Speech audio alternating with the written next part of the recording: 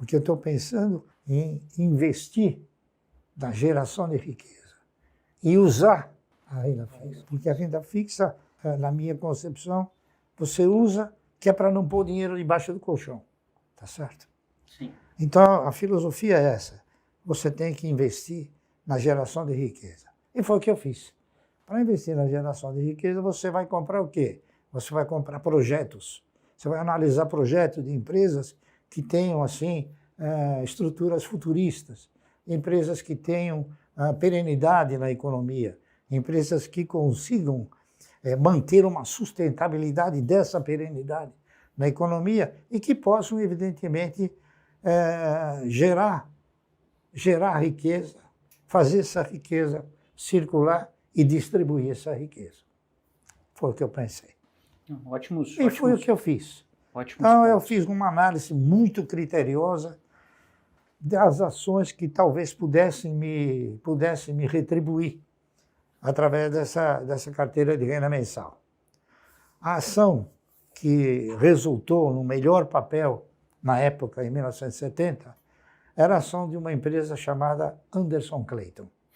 A Anderson Clayton era uma empresa do setor de alimentos industrializados, fazia Claybon, margarina, óleo, enfim. E ela custava 50 centavos. E ela pagava um dividendo de R$1. Então, o que acontecia? Com R$1, você comprava 2 ações da Anderson Clayton. Então, ao invés de você ganhar R$1, você ganhava 2. Tá certo? Procurei fazer a coisa de uma forma assim, bastante inteligente. Só que eu fiz esse trabalho, propondo comprar 1.000 ações da Anderson Clayton durante 30 anos. E esse trabalho se chamava Ação e Alimento, 2 bases de desenvolvimento. Aí esse trabalho eu encaminhei para o doutor Guilherme de Jesus Falamina, que ele era o vice-presidente da Anderson Clayton, e ele mandou me chamar. Marcelo, você é um gênio. Eu falei, que gênio? Você fez uma coisa que nunca eu vi, não veio, experiência de mercado, não sei o quê. Só que ele falou o seguinte, Márcio, esse trabalho aqui não vai dar certo. Eu falei, por que, doutor Guilherme? Aí ele chegou para mim e disse assim, você sabe quem é o dono da Anderson Clayton? Eu falei, não.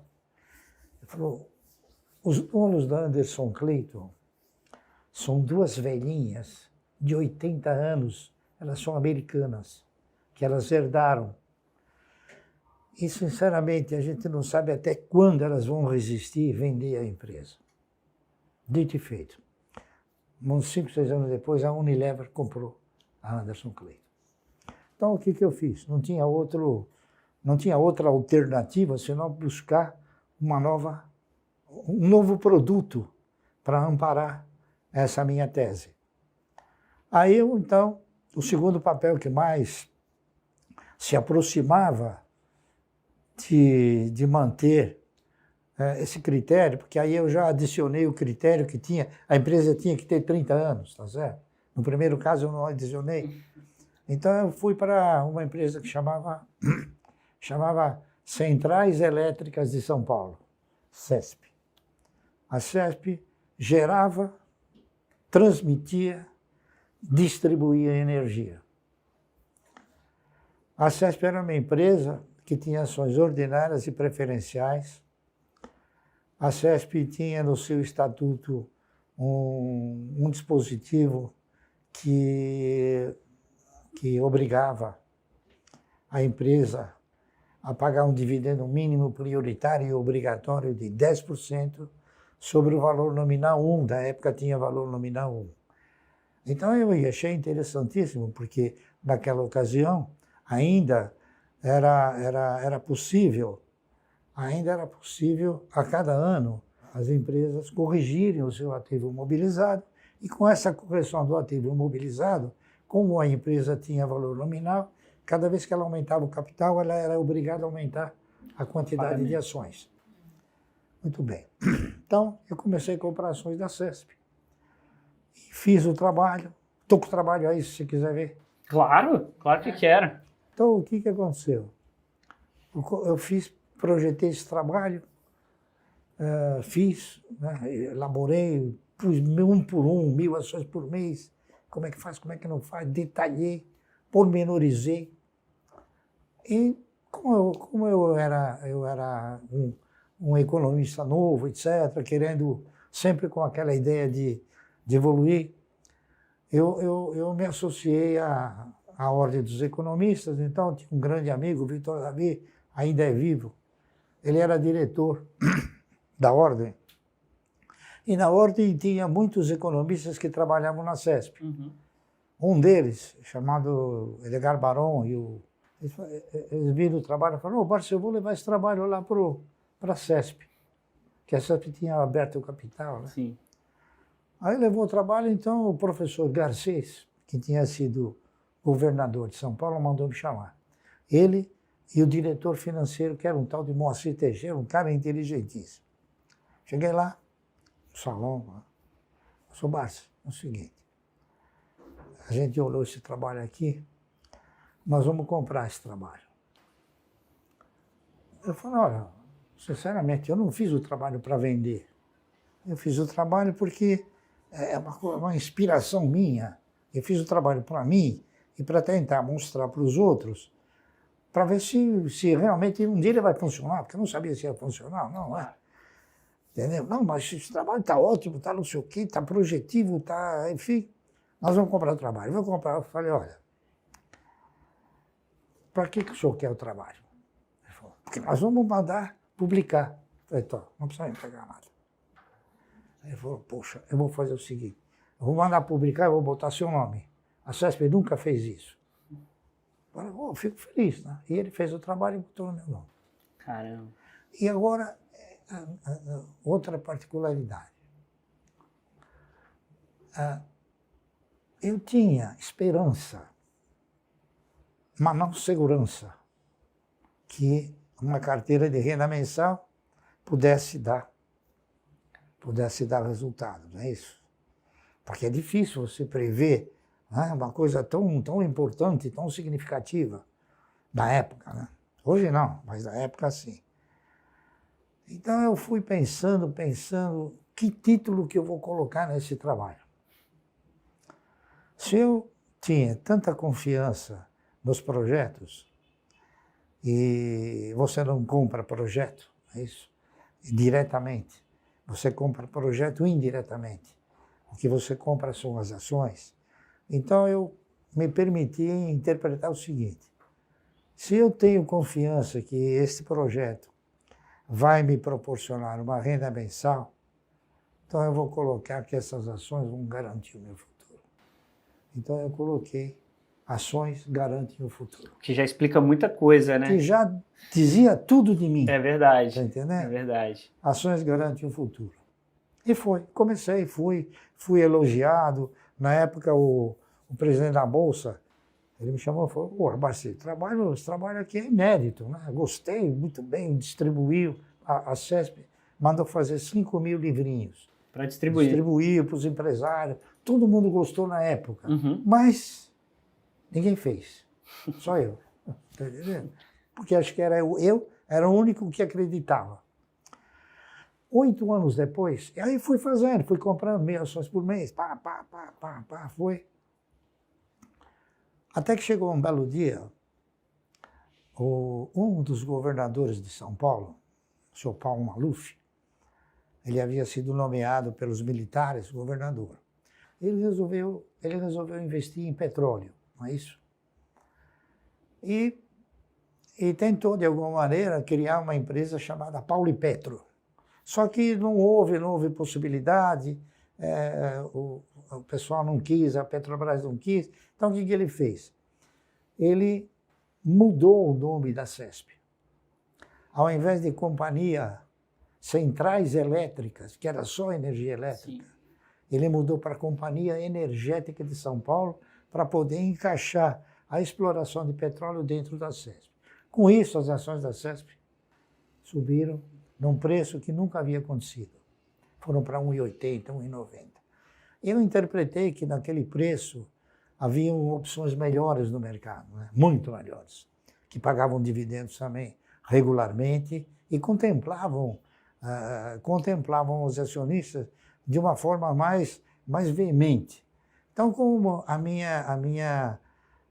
o meu projeto era montar uma carteira de renda mensal mais pródiga possível, então eu comecei a alterar algumas posturas.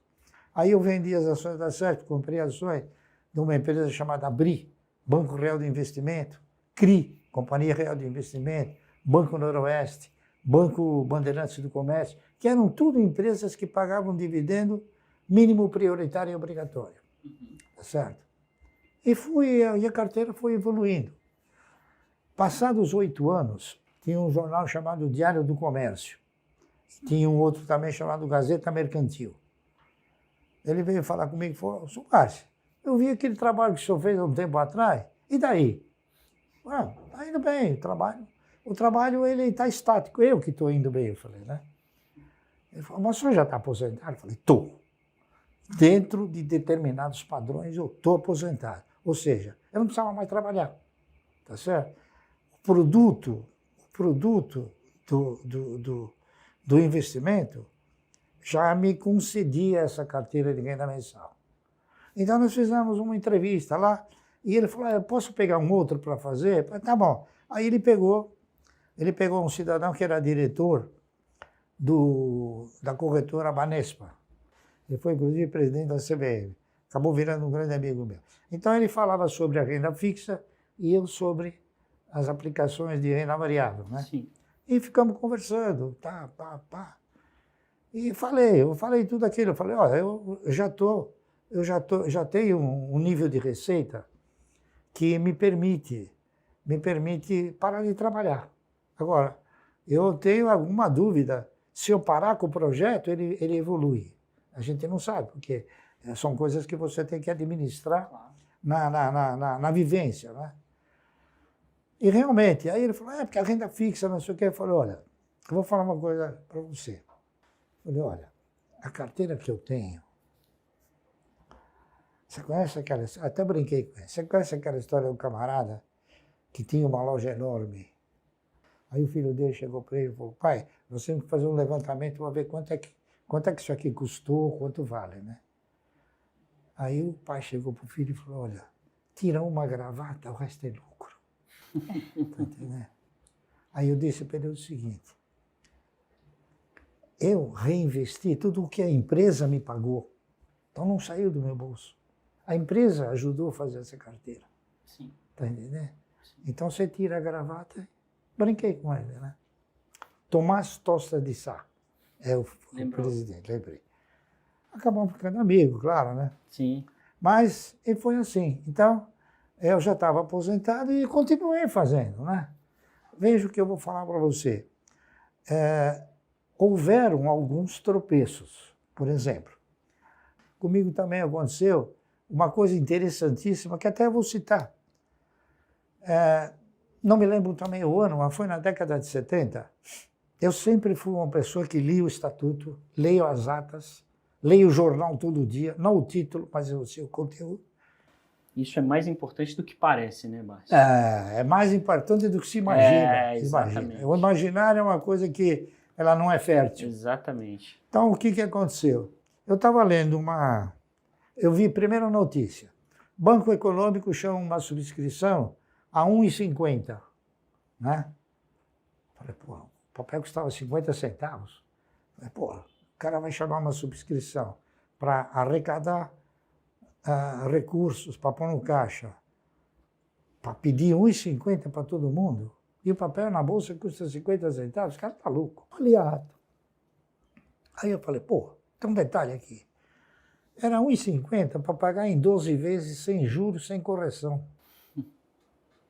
Naquela época, a correção do nobre distinto Maílson da Nobre era 60% ao dia.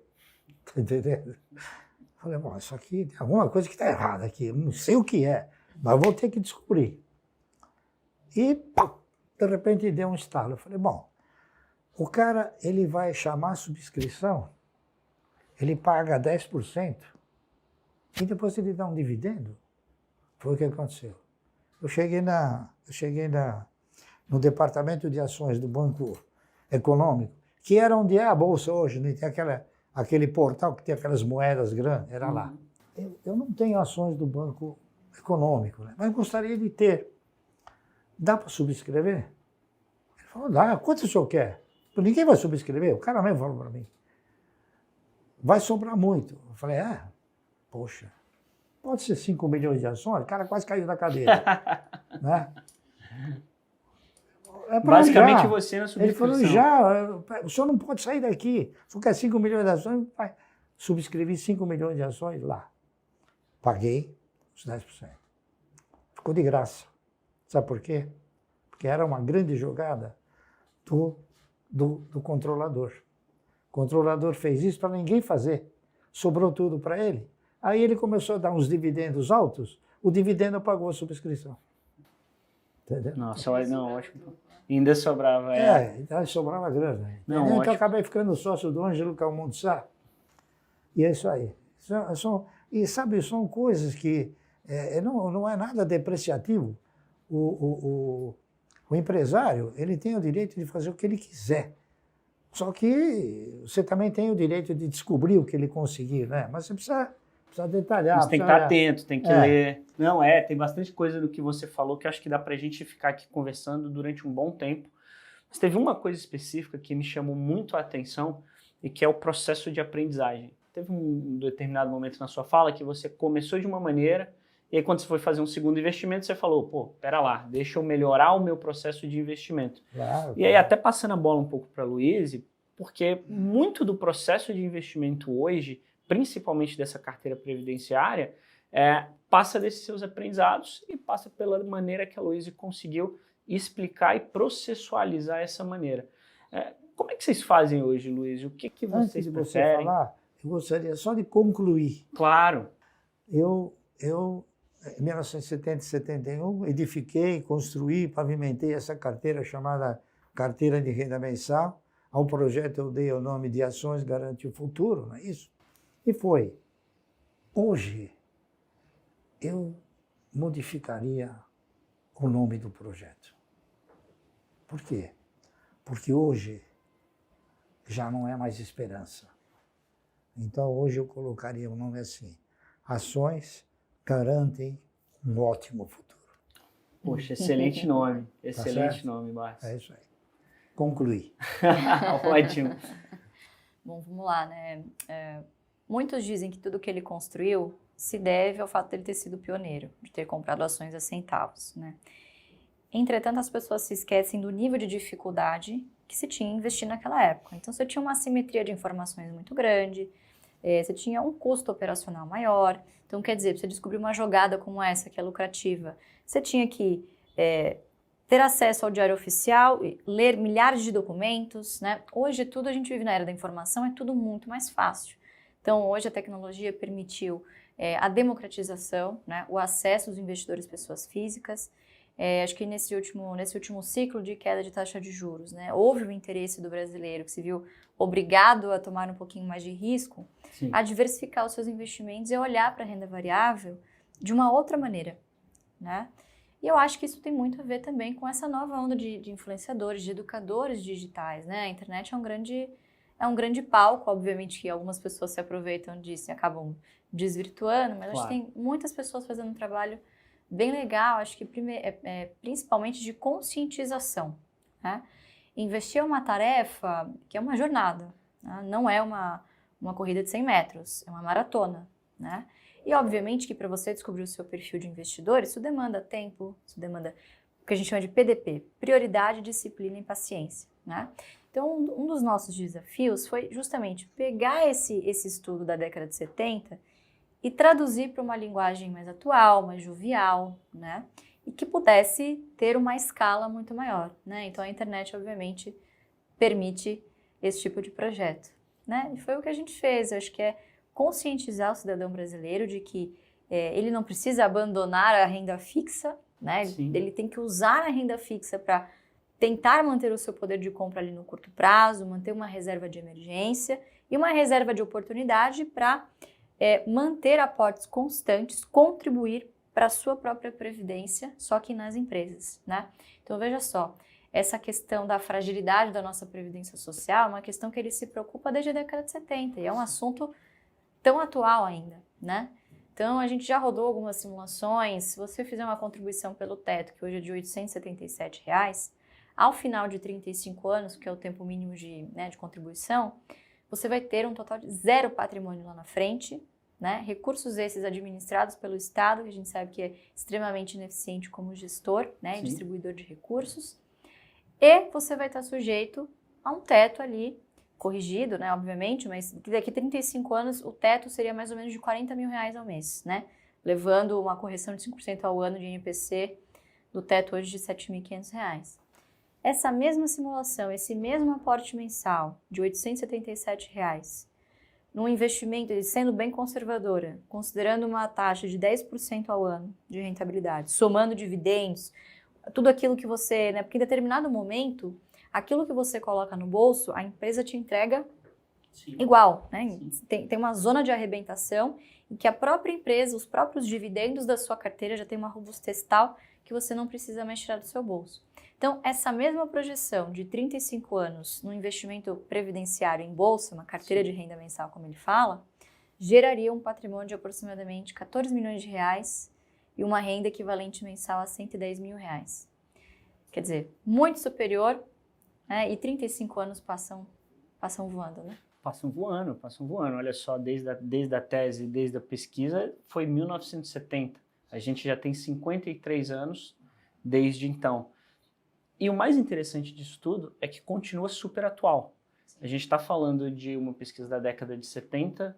A Luiz não mudou. A Luiz citou vários fatores em que o mundo está completamente diferente. A gente tem uma simetria de informação menor, a gente tem a pessoa física podendo acessar a Bolsa de Valores de maneira mais simples, mas continua válido, né, Bassi? O que mudou foram os valores. A grande realidade é essa. Na ocasião, nós detínhamos, não é isso? Recursos provenientes dos dividendos, recursos menores, é claro, porque a posição era menor. Então, existe também uma coisa, existe um aprendizado do mercado. Nós concentramos o nosso direcionamento, a nossa filosofia, a busca por novas oportunidades e por novos valores, sempre no mercado. E o mercado nos ensina coisas incríveis que a maioria não quer escutar e não quer. Por exemplo, a Klabin me ensinou uma coisa que eu falo para todos e que as pessoas não conseguem avaliar essa simetria. A Klabin me ensinou que dividendo você ganha por quantidade possuída, não por valor aplicado. Sabia disso? Sim. O mercado não sabe disso. O mercado fala, dividendo, mas o que é valor aplicado? Entendeu? O que é quantidade possuída? Não é isso? Então o mercado me ensinou isso. Me ensinou, eu apliquei no projeto. E aplico no projeto. Então a Klabin ela paga um dividendo assim. E eu recebo isso de dividendo. Por quê? Porque eu tenho isso de ações. Então ela me ensinou. E a gente tem que fazer isso. A função de uma instituição brasileira que se preze com vocês é justamente isso. É tentar mostrar para o indivíduo algo que vai lhe causar benefício, não malefício. Tá certo? Sim. E esse é o meu legado. Esse é o legado que eu quero deixar. Esse é o projeto que eu quero desenvolver.